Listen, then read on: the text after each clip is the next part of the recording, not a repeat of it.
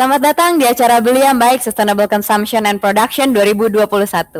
Senang sekali saya Hana Astaranti dapat menyapa rekan-rekan semua di sore hari ini untuk berkumpul di talk show yang akan kita perdengarkan sebentar lagi.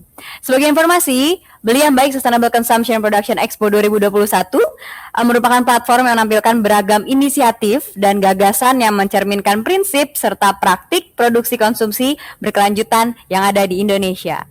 Nah, Beli yang Baik Sustainable Consumption and Production Expo 2021 ini terselenggara berkat dukungan sponsor yaitu Roundtable on Sustainable Palm Oil atau disebut RSPO. Nah, teman-teman, rangkaian acara hari ini disiarkan langsung dari Kuningan City Mall, di mana di lokasi ini terdapat bazar, tenan, dan juga kegiatan yang bisa dilakukan. Jadi kalau misalkan rekan-rekan sekalian ada waktu untuk datang langsung ke lokasi, silahkan datang di lokasi kami, yaitu di Kuningan City Mall, tepatnya ada di lantai ground floor atau di lantai dasar, di lokasi yang bernama X Urban Garage. Nah, silakan hadir langsung, kita bisa sama-sama ngobrol, bisa sama-sama memetik ilmu dari beberapa tenan yang ada di bazar atau pameran yang ada di acara Beli yang Baik Sustainable Consumption Production Expo. Nah, jika teman-teman ternyata belum ada kesempatan untuk bisa hadir atau misalkan lokasi teman-teman sekalian ada di luar kota gitu ya, yang tidak ada di daerah Jabodetabek, gak masalah karena kegiatan ini disiarkan di website www.beliyangbaik.org. Jadi silakan hadir langsung di lokasi, baik di Kuningan City ataupun secara online, yaitu di website www.beliyangbaik.org. Di website tersebut akan ada banyak sekali kegiatan yang bisa dilakukan. Jadi ada games, ada talk show, ada music performances, dan juga banyak informasi-informasi mengenai cara untuk bisa menjadi konsumen yang bertanggung jawab gitu. Karena pola konsumen adalah sesuatu yang perlu kita bertanggungjawabkan. Apapun yang kita lakukan pada bumi ini adalah tanggung jawab kita masing-masing. Oleh karena itu, informasi bisa didapat dari website tersebut. Tapi kalau misalkan ya, setelah mendapatkan informasi banyak-banyak dari website, terus teman-teman ingin mendapatkan merchandise, mendapatkan sesuatu in return, kita juga bagi-bagi merchandise Beli yang Baik. Caranya mudah sekali, silakan untuk mendokumentasikan kegiatan hari ini baik secara online maupun secara offline, lalu di-post di Instagram masing-masing. Jangan lupa tag @wwf_id dan juga pakai hashtag Ayo Beli yang Baik. Nah, nanti yang beruntung, jadi yang sudah melakukan challenge tersebut, yang beruntung akan mendapatkan merchandise dari WWF Indonesia. Nah, jadi banyak sekali ya yang bisa kita dapatkan nih dari kegiatan ini, baik secara ilmu maupun misalkan dapat hadiah dari giveaway gitu. Ada lagi ya, hadiah dari Superindo. Jadi Superindo adalah salah satu tenan yang juga bergabung di dalam kegiatan Beli yang Baik Sustainable Consumption Production Expo. Nah, Superindo juga bagi-bagi hadiah. Caranya gampang.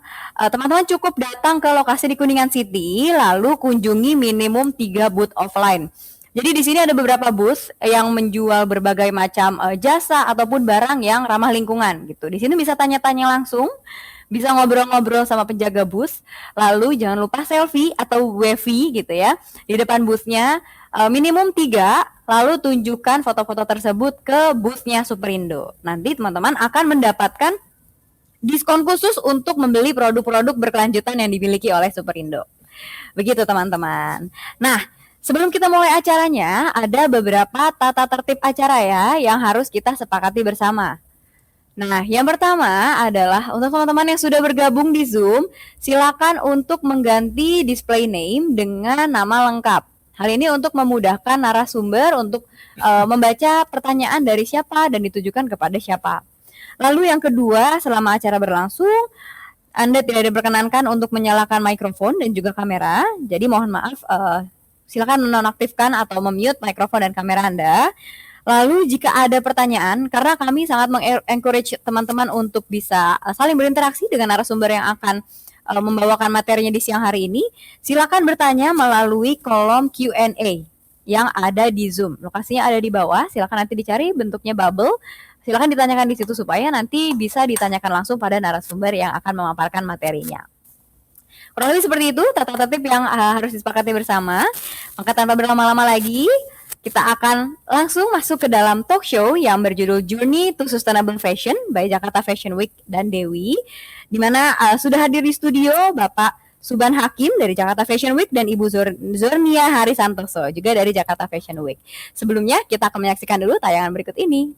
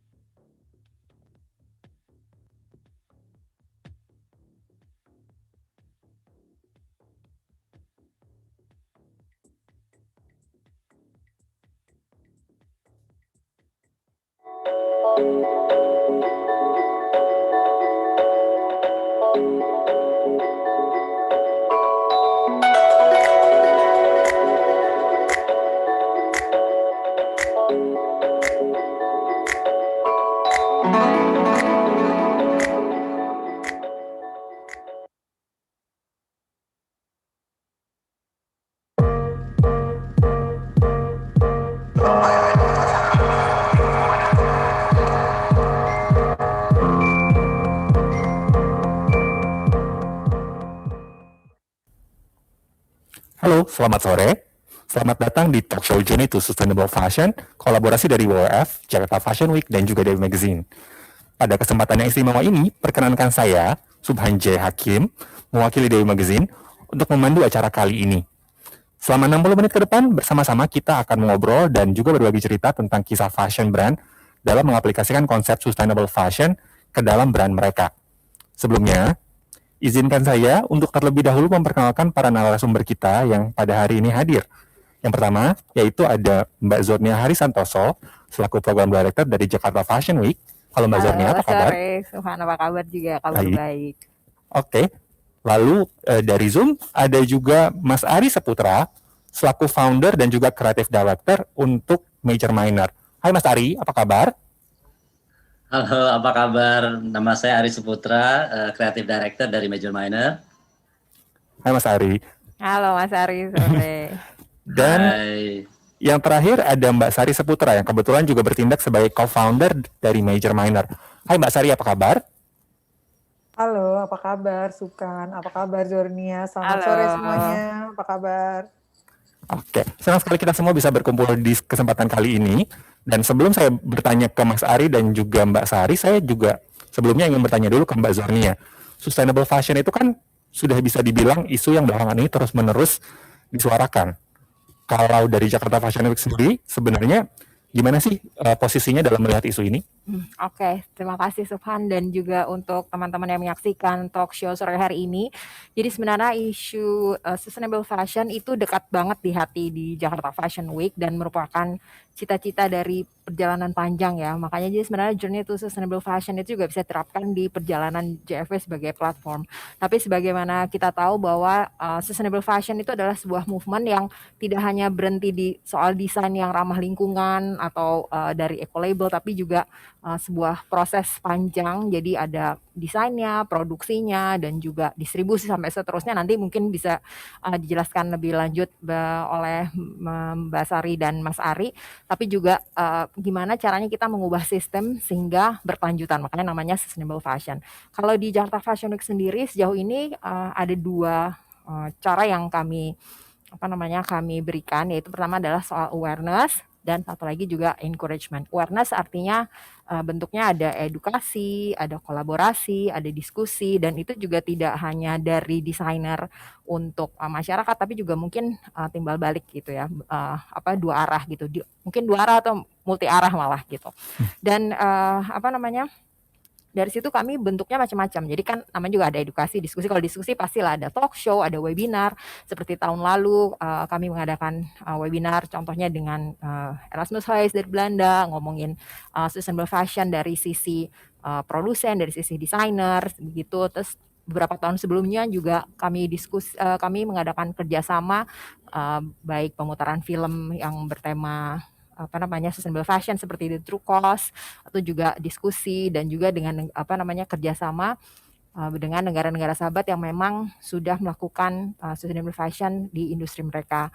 Jadi ada dengan India, Thailand, Jepang, Inggris, Swedia gitu, dan juga bentuknya macam-macam gitu. Jadi sebenarnya sustainable fashion itu adalah salah satu pilar dari Jakarta Fashion Week atau bukan? Ya, bisa dibilang gitu. Jadi seperti kayak tahun lalu dari 6 pilar yang kami keluarkan salah satunya adalah sustainability, dan tahun ini juga masih terus berlanjut, cuman mungkin nanti bentuknya akan lebih panjang. Tapi karena itu adalah cita-cita mulia dan kami juga tahu tidak mudah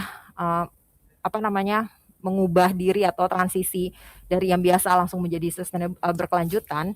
Jadi makanya kenapa sustainable fashion tuh nggak pernah jadi tema gitu loh. Tapi sebenarnya sustainable fashion tuh ada terus di Jakarta Fashion Week. Jadi mungkin dari desainer yang show-nya yang memakai bahan lokal atau mereka mengaryakan seniman-seniman lokal. Terus juga ada lagi yang bentuknya mungkin seperti upcycling fashion dari lokasi koleksi lama iniin lagi dijadiin koleksi baru dan seterusnya. Oke. Lalu sebenarnya ada nggak sih kecenderungan kalau sustainable fashion itu belakangan ini tuh jadi gimmick atau cuma jadi bungkus dari sebuah brand? Pernah melihat itu nggak sih?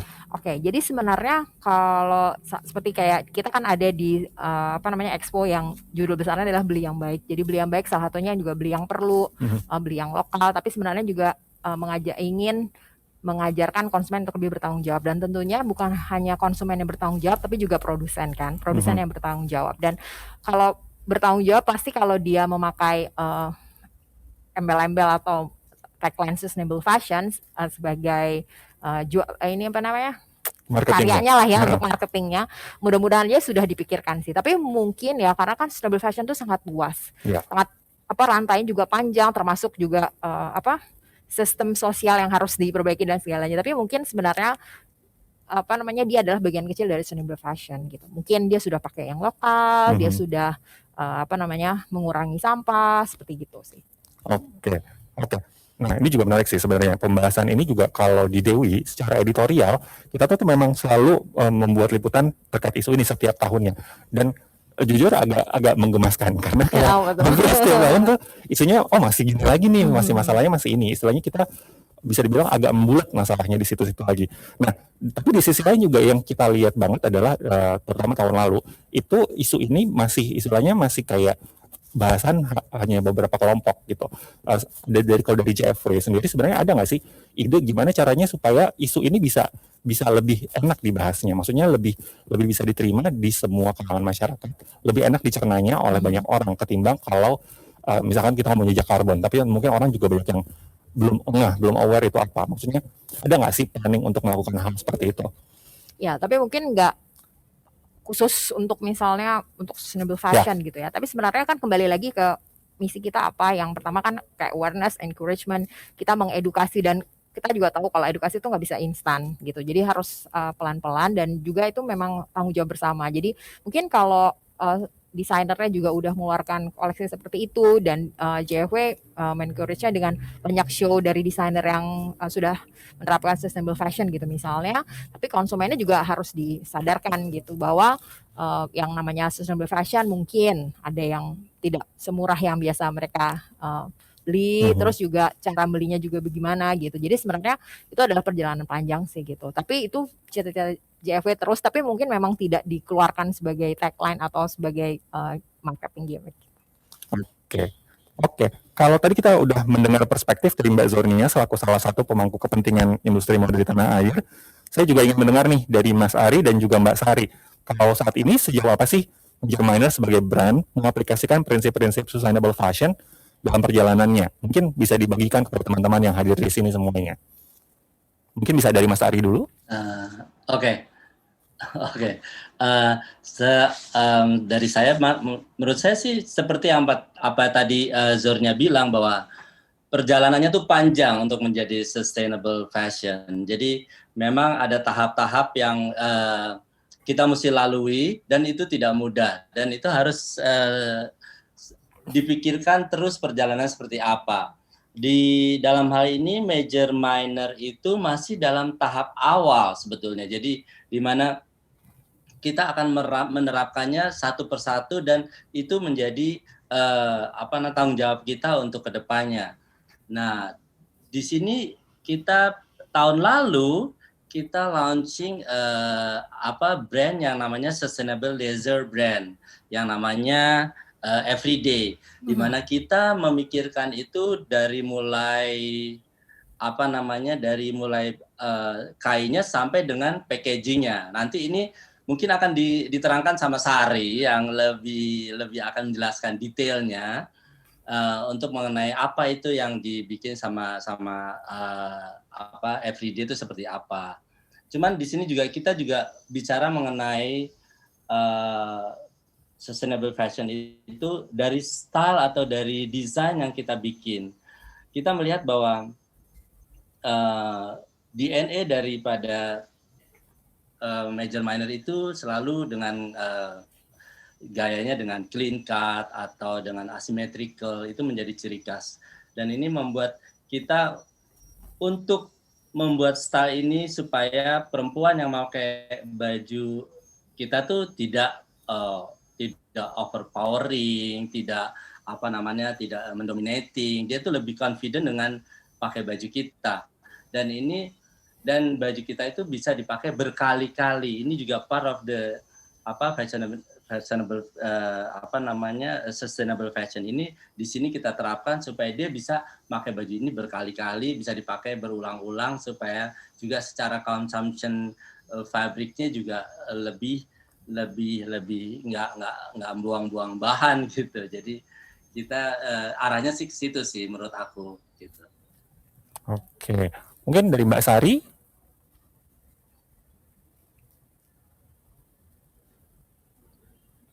Sebentar. Mbak, mohon maaf suaranya nggak kedengeran, Mbak. Sekarang udah kedengeran? Oke, sudah. Oke, sorry. Oke, aku ngomong sorry, nggak sadar. Nggak apa-apa, Mbak Sari. Aku ngomong dari prinsip dasar dulu deh.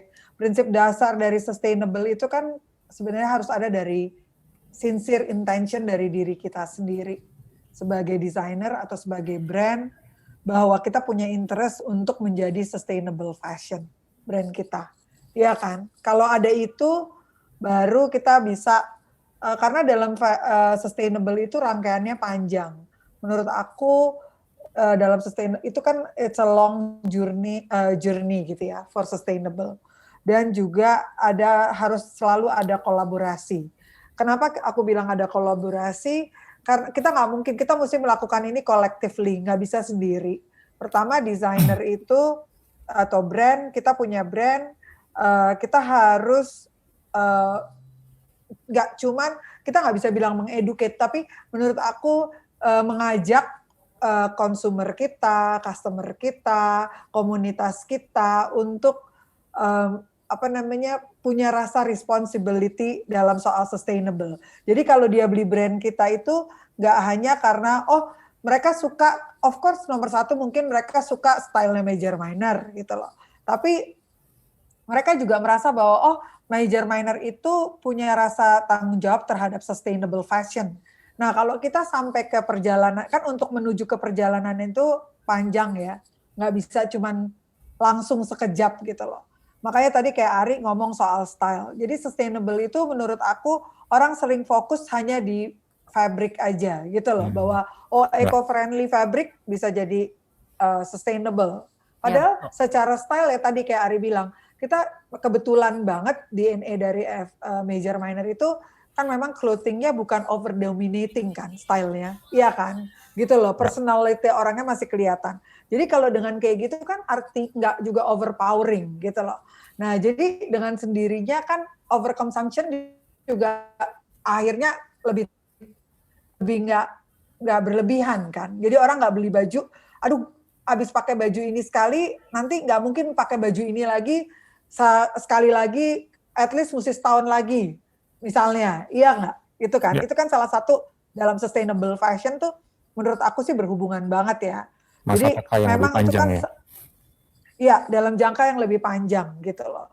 Dimana jadi nggak cuman hanya beli kain yang eco-friendly atau juga misalnya dengan stylenya. Jadi setiap desainer tuh menurut aku dia punya challenge tertentu dengan DNA mereka, dengan sebagai brand juga dengan DNA mereka, bagaimana mereka itu di challenge untuk selalu membuat bahwa style mereka tuh bisa sustainable gitu loh. Jadi everybody itu ada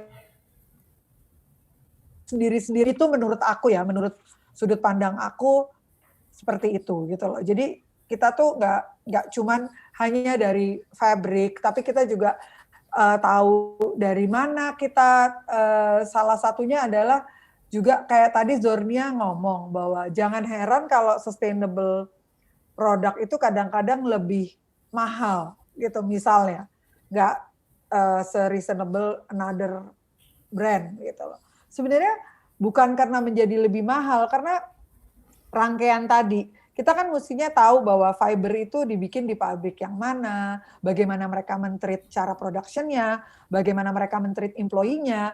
Nah, secara otomatis kan employee itu adalah juga mereka harus sejahtera. Itu kan salah satu bagian dari sustainable juga ya. Berarti kalau di Indonesia harus UMR-nya sesuai dengan UMR gitu loh. Jadi semua berkaitan karena semuanya dijalanin dengan proper, karena kan dari satu, ya contohnya dari satu produk, satu baju itu yang involve tuh nggak cuma satu orang kan. Dari desainer, tukang pola, segala macam itu panjang, dan itu melibatkan orang-orang di mana yang mereka income-nya dari situ. Nah, kalau kita mau bilang sustainable, itu kan sebenarnya talinya panjang banget ya, nggak mudah gitu loh. Itu menurut aku. Jadi kita kadang-kadang selalu fokus hanya ke fabric. Padahal menurut aku ada style, ada responsibility kita sebagai lebih transparan. Nah, menurut aku major minor itu pelan-pelan secara step by step bersama-sama melakukan journey ini, dan kita baru dari beginning of our journey dan kolaborasi dengan consumer dan komunitas kita sih. Itu yang kita lakuin. Oke, mungkin Mbak Sari ada presentasi yang mau ditunjukkan ke kita semua? Boleh, bisa tolong aku coba ya menjelaskan sedikit apa perjalanan. Oke, ini aku major minor itu kan sebenarnya adalah bagian dari grup dan Liris Group juga, di mana kita satu bendera dengan beberapa brand lain, major minor, everyday, dan juga batik gitu loh. Nah, mungkin dengan adanya major minor juga sangat menunjang untuk bisa melakukan sustainable fashion itu juga karena mungkin kita dari satu grup yang ada produksi garment dan ada produksi kain dari fiber, dan kita tahu di mana waste kita segala macam, dan kita juga dituntut misalnya membayar upah buruh dengan sesuai dengan UMR. Jadi itu sangat menunjang. Jadi sejak major minor 2019 sama dan Liris itu malah mengencourage saya sama Ari untuk memulai sustainable journey fashion ini sebenarnya.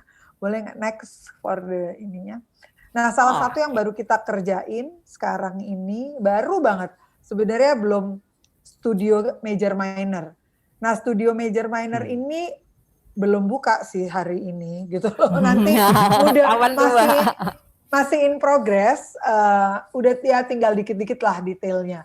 Itu adalah mudah-mudahan minggu depan kita udah mulai orang bisa datang dengan appointment, karena kita bilangnya ini studio karena kita nggak buka toko yang setiap orang just walk in gitu, tapi kita sampai saat ini mesti jaga satu hari itu ada berapa appointment. Itu yang kita, karena kan keadaannya memang belum benar kondusif untuk rame-rame ya Mbak ya. Yes. Jadi kita encourage orang kalau mau ini bisa hubungin bisa ke website kita atau bisa juga ke admin kita untuk kalau mau bikin appointment. Nah, ini adalah salah satu yang kita coba. Jadi sebenarnya tadinya kita mau bikin studio itu memang udah plan dari 2019 gitu loh. Kita bingung antara di mall atau antara di tempat kita sendiri gitu loh. Tapi akhirnya setelah ada situasi ini kita putuskan dari tempat kita sendiri. Dan otomatis karena keadaan semua orang kan cut budget ya, pasti ya, rata-rata ya sekarang. Nah, kita di sini semua kita berusaha menggunakan upcycle material. Jadi karena di sini makanya seperti beberapa kayak jadi 70 toko ini dari studio ini adalah produk yang sudah pernah dipakai oleh sister company kita. Gitu loh. Nah, kayak contohnya nih, ada tokonya La Perla. Nah, kalau saya dilihat kan tokonya La Perla itu ada marmer ubinnya kan. Nah, marmer ubinnya itu kita bongkar, kita jadiin table yang ada di sini, ada meja kasir dan segala macam. Nah, itu marble-nya yang itu sebenarnya kita nggak beli baru. Itu dari ubin kita bikin jadi table, display, kita jadi kasir dan segala macam hal itu. Nah, semua lampu-lampu yang ada di sini itu semua dari toko batik dulunya. Itu juga dari salah satu dari tempat batik. Terus udah gitu dan rak-rak yang ada batik di sini itu sebenarnya ada di tempat kita juga. Itu semua rak kita ambil dari toko batik. Cuman kita tutup pakai tembok ini putih, jadi nggak kelihatan gitu loh. Jadi karena kan kalau rak mungkin orang itu kan DNA dari semua brand gitu loh. Jadi kita pikir kalau major minor kan kita mau lebih bersih, lebih modern itunya, jadi kita taruh dengan kita tutup gitu loh. Jadi banyak sekali. Terus jadi kayak ini kita nggak taruh di sini. Kayak untuk orang coba baju tuh kamar fitting room kita itu juga semua kita ambil dari kaca, dari tempat gantung baju itu dari La Perla dan batik gitu loh.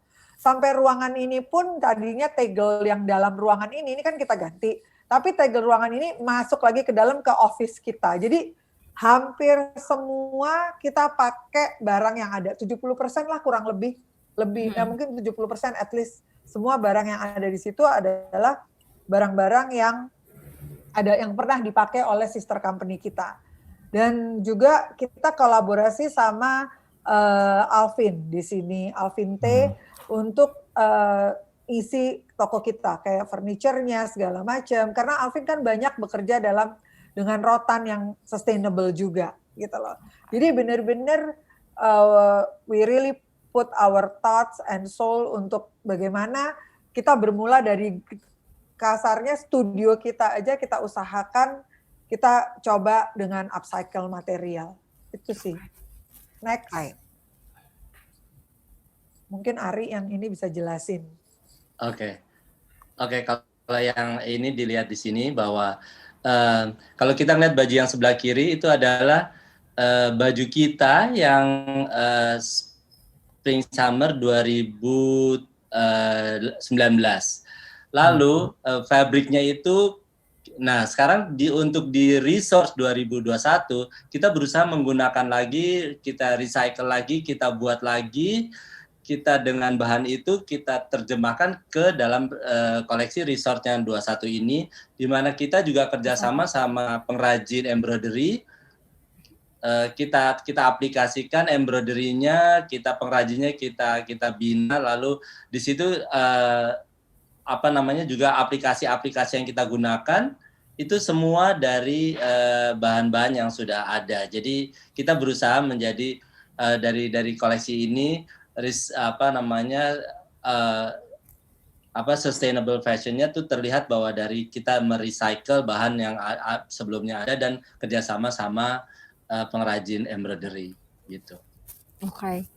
Jadi emang seperti tadi yang Mbak Sari bilang sama Mas Ari tuh emang sustainable fashion tuh emang nggak hanya ini kan bagian kecil ya. Jadi kayak bahannya eco-friendly, bahannya daur ulang, tapi sebenarnya itu cuman bagian persentase kecil banget dari sustainable fashion karena dari produsennya sendiri. Jadi seperti tadi Mbak Sari juga bilang mulai dari kantornya, dari sistemnya, karena kan sebenarnya sustainable fashion itu juga movement menyeluruh ya Mbak ya. Jadi sistem gitu ya, Mas Sari juga tahu. Terus tadi juga kebiasaan konsumen, maksudnya baju itu akan semakin sustainable fashion value-nya kalau memang bisa dipakai berulang-ulang. Terus dan sebenarnya cocok juga sih kan kayak beli yang baik, salah satunya adalah beli yang awet. Jadi beli awet artinya memang bisa terus dipakai, timeless ya. Timeless tapi juga tetap kuat ya, makanya gitu. Iya, makanya kan jadi kita sering sekali fokus hanya eco-friendly fabric artinya sustainable. Padahal kan sebenarnya nggak cuma itu gitu. Banyak hal yang kita lakukan gitu loh. Jadi banyak hal yang kita bisa kerjakan dan sebenarnya kalau kita berusaha untuk menjadi sustainable, banyak dampak yang baik, bukan hanya lingkungan, tapi ya kayak tadi, income orang menjadi benar, sesuai, dan segala macam. Gitu. Next mungkin kita bisa. Nah, Oke, jadi tahun lalu itu kita launching pas lagi pandemik, lagi seru-serunya, itu lagi heboh-hebohnya nggak tahu kenapa nekat gitu. Nah, launching Everyday, yang sebenarnya tadinya plan Everyday ini udah kita bicarain dari 2019 dan rencananya akan di-launch itu 2021 gitu loh. Terus entah kenapa mungkin karena kita di rumah, kerja dari rumah, kita punya waktu untuk berpikir, untuk ya apa ya, lebih fokus kalau menurut aku. What we learn from kemarin itu adalah we can be more focus ya, menurut aku gitu loh. Terus udah gitu aku dengan Ari dan Michelle tuh berpikir bahwa kenapa kita nggak start sekarang gitu loh, dengan satu brand kita yang kita mulai dari fiber, kita udah bikin sustainable sampai ke packaging, sampai bagaimana even social media kita itu selalu mengajak untuk customer kita not only buying our clothes itu because of the style, tapi also mereka merasa menjadi bagian dari perjalanan kita. Inilah gitu loh maksudnya. Jadi itu yang kita mau kerjain rencananya. Makanya kita produce ini dari fiber, dari tencel. Tencel tuh banyak, tapi macam-macam tencel. Kayak apa kualitasnya gitu. Dan tadi saya bilang, mungkin kayak contohnya kayak di luar gitu. Stella McCartney dia bagian dari LVMH gitu loh. Iya kan? Gitu. Mungkin dengan hal seperti itu dia membuat dia untuk resourcing sustainable dia malah makin bisa gitu loh. Terus saya berpikir kenapa Major Minor juga enggak dengan grupnya dan Liris, kita juga harus mulai gitu loh. Itu benar-benar memicu dan menantang membuat tantangan buat saya sama Ari dan Michelle sendiri untuk melakukan supaya brand-brand kita tuh semuanya nantinya bisa menjadi sustainable brand. Nah, dari sini kita mulai dengan kain tencel, terus kemudian kita event packaging kita sekarang juga dari awal tidak ada sama sekali plastik atau apapun, ya semuanya, dan zero waste. Jadi kita tuh setiap orang yang beli baju kita, mereka dapat kayak eye cover gitu loh. Dan that's why kita juga nggak mau bilang brand kita itu launcher atau whatever. Enggak, ini sustainable leisure wear. Kita bilang gitu. Jadi benar-benar bisa dipakai orang, ya dia mau ke kantor juga bisa, dia mau Zoom juga bisa, dia di rumah juga bisa, dia mau pergi grocery juga bisa. Semua itu bisa dia kerjain dengan pakai baju yang kita pakai ini gitu loh. Dan kita tuh nggak ikutin season. Kita kayak seasonless, jadi per 8 bulan lah. Dan production kita tuh, kita nggak bilang kita bukan mass, tapi bukan berarti juga kecil, karena ya itu di balik production kita kan punya orang yang harus juga sustainable hidupnya, gitu loh. Jadi ya kita juga pasti ada main quantity-nya juga ada, cuman tidak dalam scale yang besar gitu loh, yang masif gitu enggak, kita enggak gitu loh. Jadi dari sini kenyamanan tuh penting banget di sini. Nah kalau sekarang ini kita lagi berusaha kancing gitu loh, kayak button itu kan kita nggak sadar sebenarnya plastik loh. Iya nggak sih? Nah itu challenge buat kita sekarang, kita lagi berusaha dan kita juga berusaha kayak lagi berusaha kembangin, lagi coba, lagi terus terang masih belum perfect, belum bisa kita jual, tapi kita lagi coba dari seaweed ya, Ri ya. Ya, dari seaweed dan gitu dari bambu. Jadi kita akan mencoba itu dan kita juga lagi mencoba jenis kain baru yang mungkin ini bocoran sedikit adalah tapi jangan bilang siapa-siapa. Ya. Kan ada yang nonton aja ya. Ada yang denger ya. Cuma yang tahu cuma yang nonton aja. Oke. Jadi kita akan mencoba dari chroma tencel. Jadi dia ada sintetisnya, tapi sintetisnya itu dari sustainable fiber. Jadi dia bukan polyester, bukan plastik ya. Itu dia lebih soft, lebih dingin, lebih nyaman gitu. kita lagi coba itu.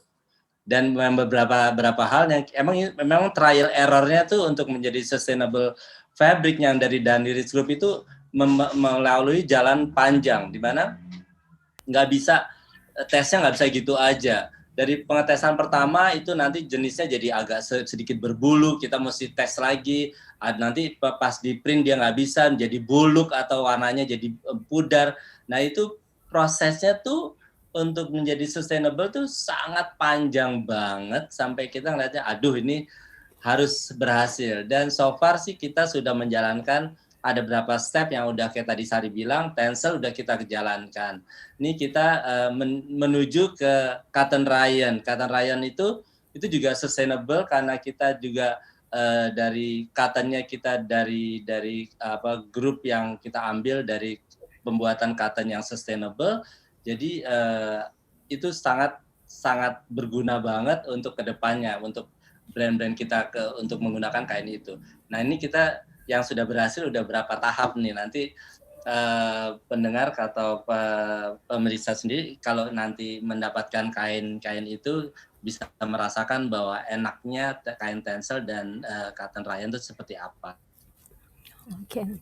Tapi kan kita tuh kan kasarnya dari, ya karena kita ada grup jadi kita bisa kayak gitu. Tapi menurut saya even small brand can start somewhere. Ya, kayak tadi yang Ari bilang, bahwa yang penting tuh intention dan ada interest untuk bahwa you want to have a sustainable fashion gitu loh.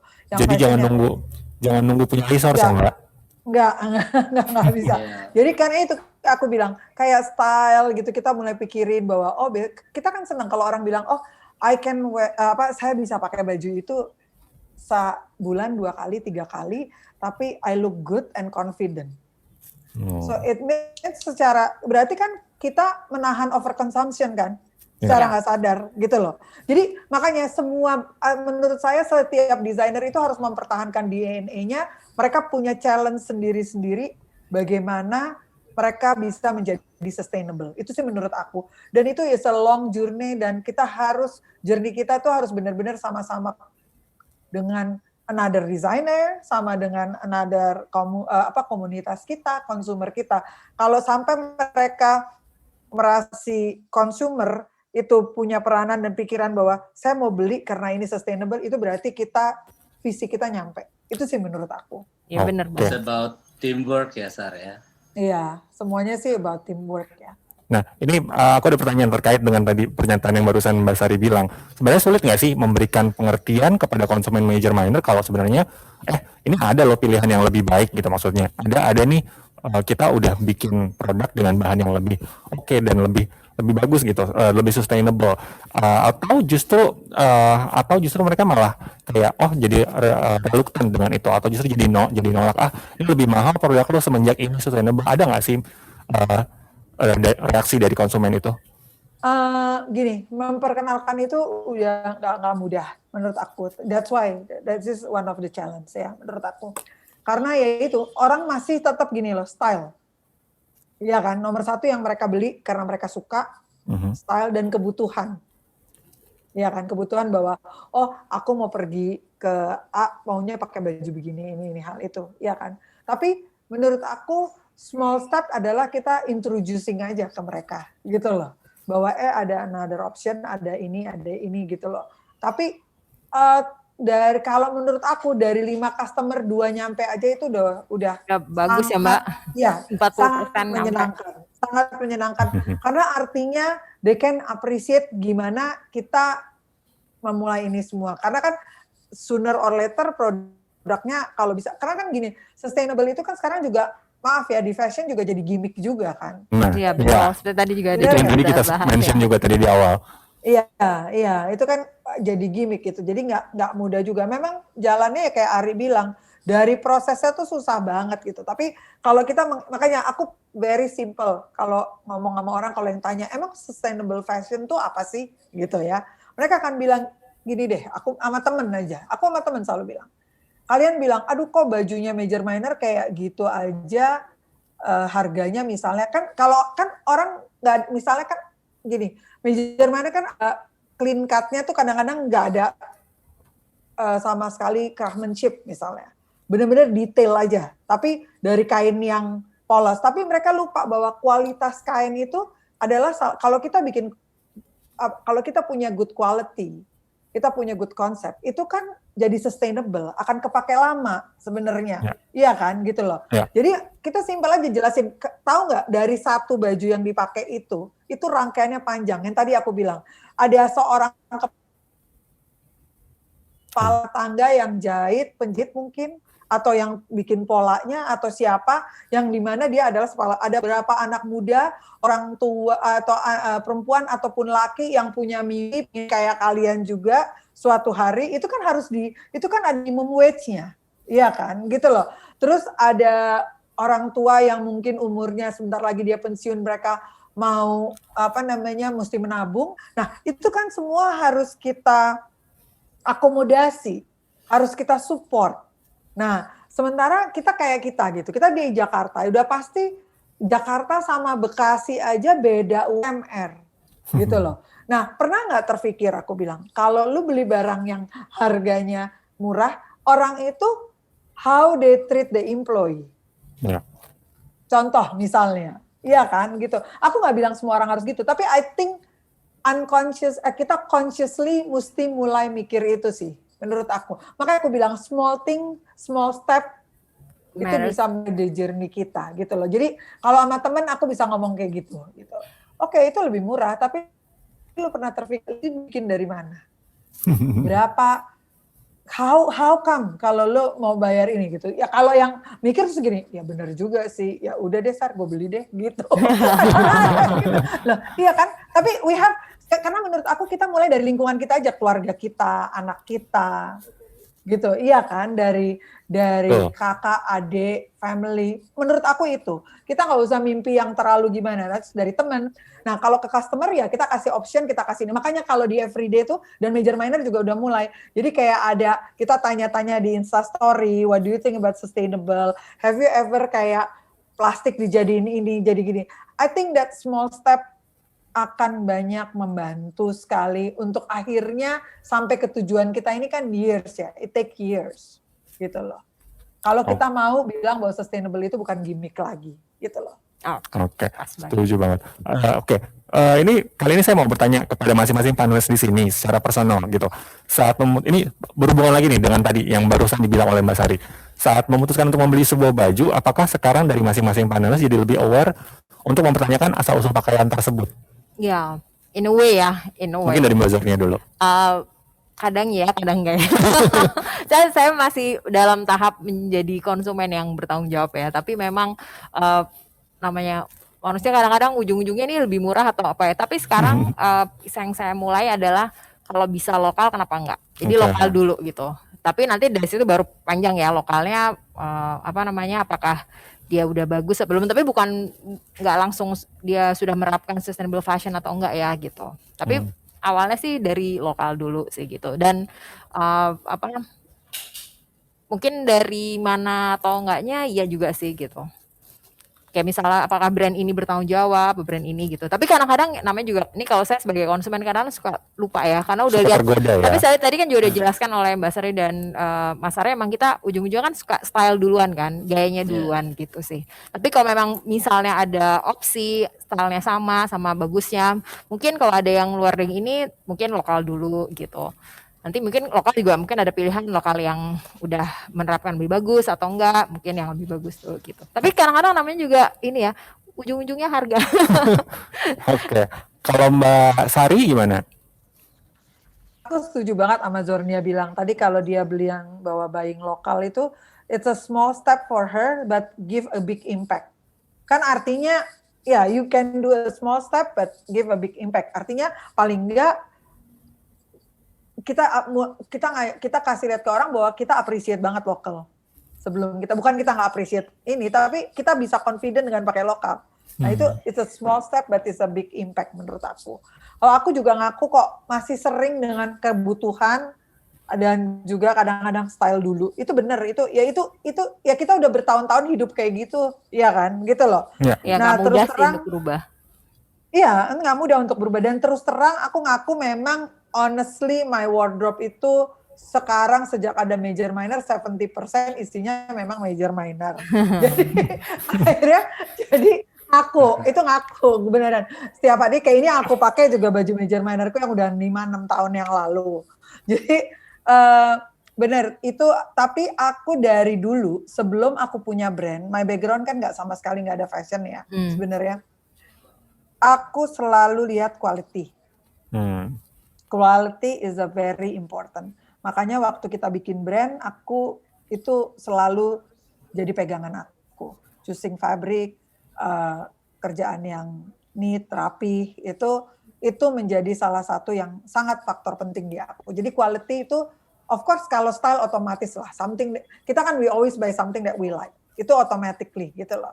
Tapi sekarang karena sejak aku udah mulai kayak gini, memang betul sustainable itu menjadi salah satu pilihan aku. Kalau ada 2, aku pilih yang sustainable. Jadi aku jadi suka ngelihat brand yang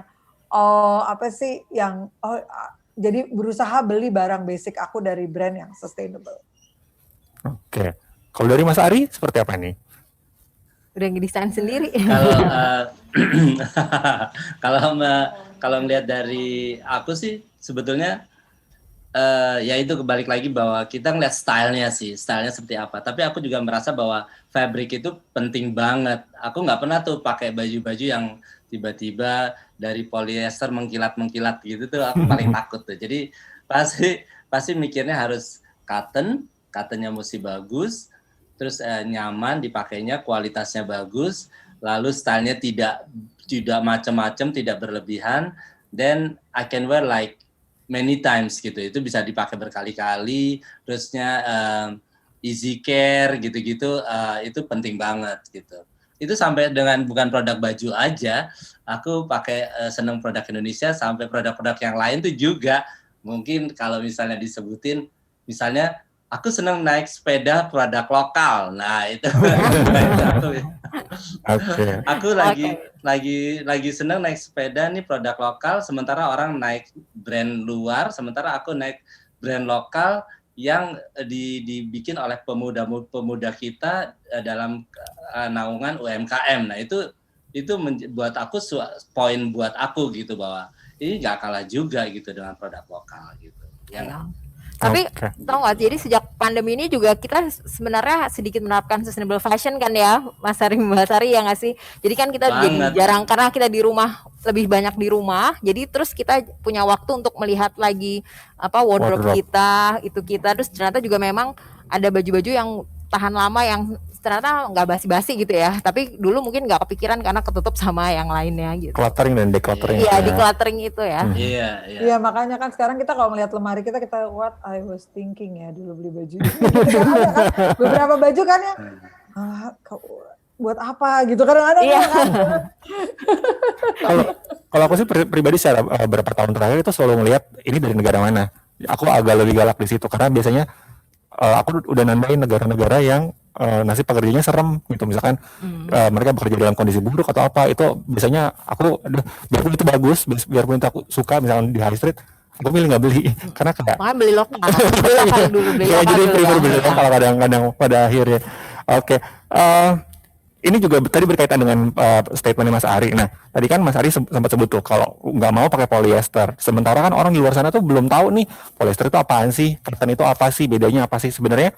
Gimana sih caranya untuk seberapa penting sih ini supaya orang-orang untuk mengetahui nih bedanya si poly itu apa, cotton itu apa, dan mana sih sebenarnya yang lebih baik gitu? Mungkin dari Mas kalau Ari. Menurut aku, oke. Kita memang harus pelajari banget jenis bahan-bahan apa yang kita pelajari, dan kita tahu bahwa dengan bergabungnya saya dengan Dandiris Group kan itu berarti saya belajar banyak mengetahui mengenai bahan-bahan yang kita gunakan. Jadi memang di sini kita belajar dari ini pabrik ini membuat katun dari kondisi yang katunya nomor berapa sampai nomor berapa. Nah, itu bisa kita terapkan untuk ke orang lain, bahwa kita menggunakan katunnya lebih baik daripada katun orang lain, yang dimana cara treatmentnya juga seperti apa dan benangnya seperti apa. Nah, itu kita tahu bahwa terus misalnya dengan polyester pun juga demikian gitu. Kita bisa merasakan bahwa baju ini adalah pure polyester dari cara dari maksudnya dari cuttingnya, dari kain jatuhnya itu bisa kita lihat bahwa, tapi jelas di dalam baju itu pasti ada keterangannya bahwa itu polyester atau pure katun, itu pasti ada keterangannya. Tapi Jadi emang kita harus pelajari benar bahwa iya, bahwa pelajaran penting bahwa kita ngeliat dari situnya, dari labelnya nih sebetulnya penggunaan bahan apa gitu. Iya, jadi kita memang juga Harus yang nanya langkah juga kecil kali ya. ya nanya sama belajar ngeliat label kan. Kita biasanya lihat label karena price tag. Oh ya, Iya. price tag gitu kan, atau sama lihat ukuran kan. Iya, betul. Jadi mungkin sebenarnya memang kalau kayak beli bahan makanan Size-nya cocok kan, atau enggak ya? size-nya tapi pasti Iya. price tag deh. Kalau nggak price tag sama mungkin yang Iya. cara ininya kan, perawatannya, dicucinya seperti apa. Tapi mungkin Iya, kayak bahannya, betul. padahal kan sebenarnya Yang penting setiap justru label tuh iya, udah ngeluarin lumayan sih. lengkap. Dia udah lumayan lengkap, Hmm. cuman boro-boro kan. Kadang-kadang kita gunting karena mengganggu kayak gitu. Tapi kalau dengan Iya. adanya gini, ya kan, maksudnya tadi juga udah dibilang Iya. sustainable fashion itu kan sebenarnya adalah suatu momen yang untuk kita semua. Jadi bukan hanya dari desainernya, bukan hanya dari produsennya, bukan hanya misalnya Jakarta Fashion Week Iya. sebagai kayak platform yang menampilkan desainer-desainer gitu, tapi juga mungkin dari fashion Konsumennya. enthusiastnya ya sebagai konsumen, karena disitulah ujungnya kan. Jadi Ya. kalau merekanya juga Betul. udah aware, bahkan nanti kan pasti juga namanya kalau desainer kan ujung-ujungnya kan ada bisnis adalah supply and demand kan. Jadi kalau Iya. memang nanti supply-nya udah Demand, banyak, iya. nanti semua desainer juga pasti akan ya, karena sekarang semua konsumen udah lebih tahu nih sustainable fashion yang seperti apa, mereka lebih suka seperti itu gitu. Dan kalau Indonesia udah tahap itu, Iya. menurut saya juga pasti nanti semuanya udah mulai itu ya Mbak Sari ya. Dan yang small brand atau yang brand-brand kecil itu juga nanti bisa berkolaborasi kan, karena kan memang sustainable fashion itu Iya.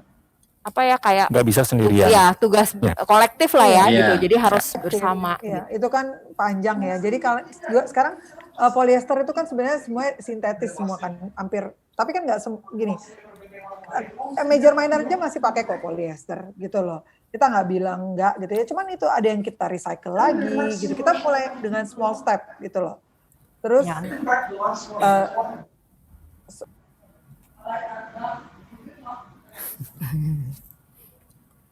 sorry ya, maaf. Ya, Mbak. Terus, jadi kalau menurut saya sekarang polyester tuh juga ada yang sustainable polyester loh, udah mulai dibikin gitu loh. Jadi kita memang benar-benar ya aware aja gitu bahwa ada memang nggak bisa langsung semuanya sih gitu loh. Ya. Tapi kita cobalah pokoknya. Jadi ya sebagai konsumen juga kita pilih dulu waktu ya kayak Zonia bilang ya, kita kadang-kadang lupa ngeceknya, dan banyak produk di Indonesia Nggak ada ya. Iya, nggak ada. Ya, nggak ada. Mostly nggak ada. Nggak ada. Ya itunya juga label perawatannya juga Ya. jarang. Iya, Betul. betul. Iya. Iya, Tuh. itu. Oke. Makanya jadi mungkin kayak gitu-gitulah kita mulai. Itu jadi memang itu mimpi bersama panjang, tapi pasti bisa lah nanti, entah kapan nanti itu udah, maksudnya kalau Sih sekarang bisa, kan, ya. ya kalau sekarang kan ada kecenderungan kalau sudah menerapkan sustainable fashion levelnya tuh lebih gimana gitu. Padahal kan sebenarnya kan bukan ya, karena kalau sebenarnya kita akan Tanggung menjadi jawab. lebih baik. Semuanya tuh udah baik, tapi dengan menerapkan sustainable fashion kita bisa menjadi brand atau desainer atau konsumen yang lebih baik gitu sih sebenarnya. Oke. Iya, betul. Oke, saya mau masuk ke pertanyaan terakhir untuk kita semua. Ini menyambung poin-poin yang tadi kita udah sempat bicarakan sebelumnya. Jadi sebenarnya perlu nggak sih kita secara bersama-sama memperkenalkan kembali konsep mode sirkular secara lebih luas di Indonesia? Maksudnya dalam artian kan tadi kita bilang cluttering and decluttering. Ternyata baju kita mungkin bisa berakhir di lemari orang lain gitu, atau mungkin baju kita bisa di upcycling, bisa diubah gitu. Sementara isu ini kadang-kadang anak-anak sekarang mungkin kayak gengsi gitu, pakai baju lama gitu, pakai baju yang mungkin udah 5 atau 6 tahun yang lalu, pakai baju itu yang thrifting atau apa. Walaupun sebenarnya di kalangan anak-anak muda, Gen Z and millennials, itu kesadaran itu sudah mulai ada.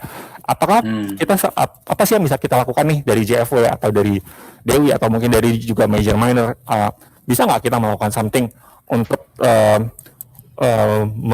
meng-highlight itu? Kalau menurut saya sih masih kembali lagi ke edukasi, kolaborasi, diskusi. Kita harus ya terus memperkenalkan ya, ngasih tahu lewat berbagai ya berbagai acara, berbagai diskusi, berbagai show mungkin itu karena itu tuh kita kan nggak mungkin yang kayak sekarang kita harus pakai baju yang lama gitu tuh kan nggak bisa ya gitu. Itu suatu proses gitu, dan itu sebenarnya yang paling gampang adalah kita pakai baju nyokap ya kan, baju ibu kita dulu gitu. Itu kan sebenarnya in a way kita udah menerapkan circle fashion tanpa sadar gitu. Terus atau baju-baju lungsuran lah ya itu sebenarnya ya, biarpun itu dulu kan sebenarnya kan terpaksa.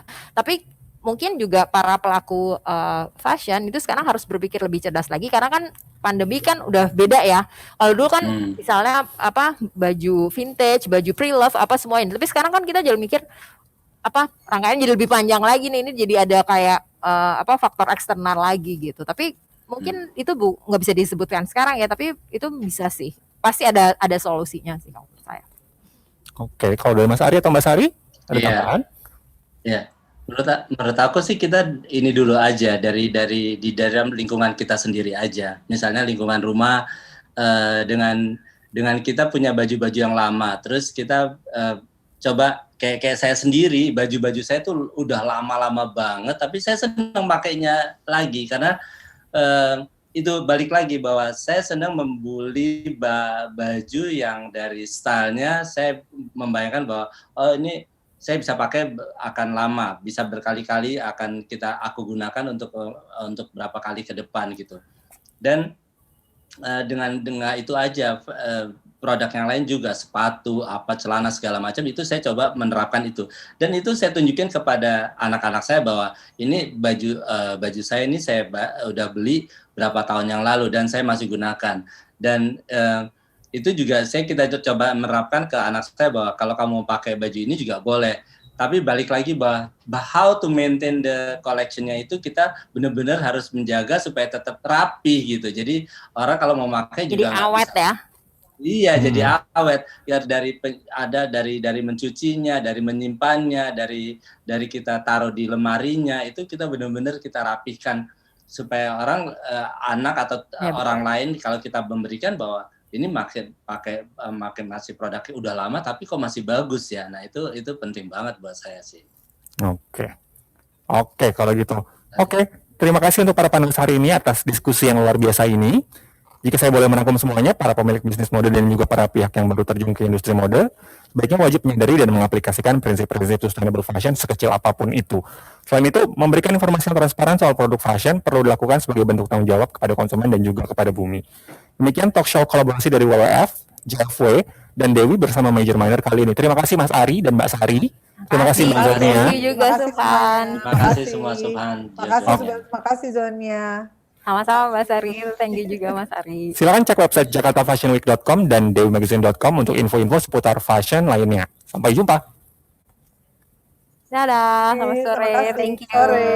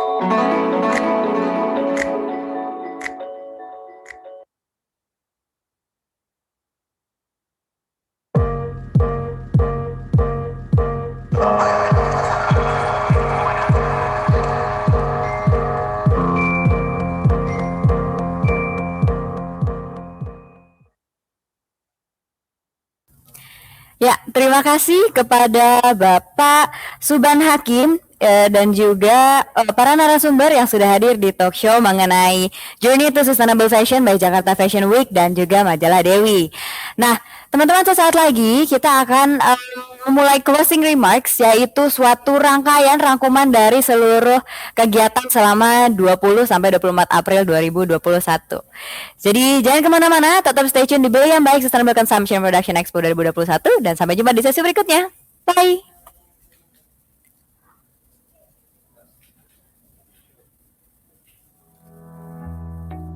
Tahukah kalian, Segala sesuatu yang kita beli dan konsumsi berpengaruh terhadap diri kita dan lingkungan.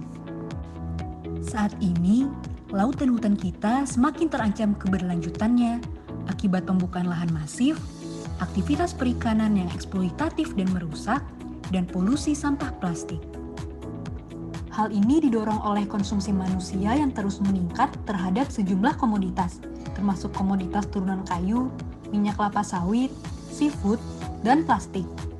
Beli yang baik adalah kampanye publik yang mengajak konsumen memilih produk berkelanjutan yang tidak merusak lingkungan, menguntungkan perekonomian, dan mendukung kesejahteraan masyarakat.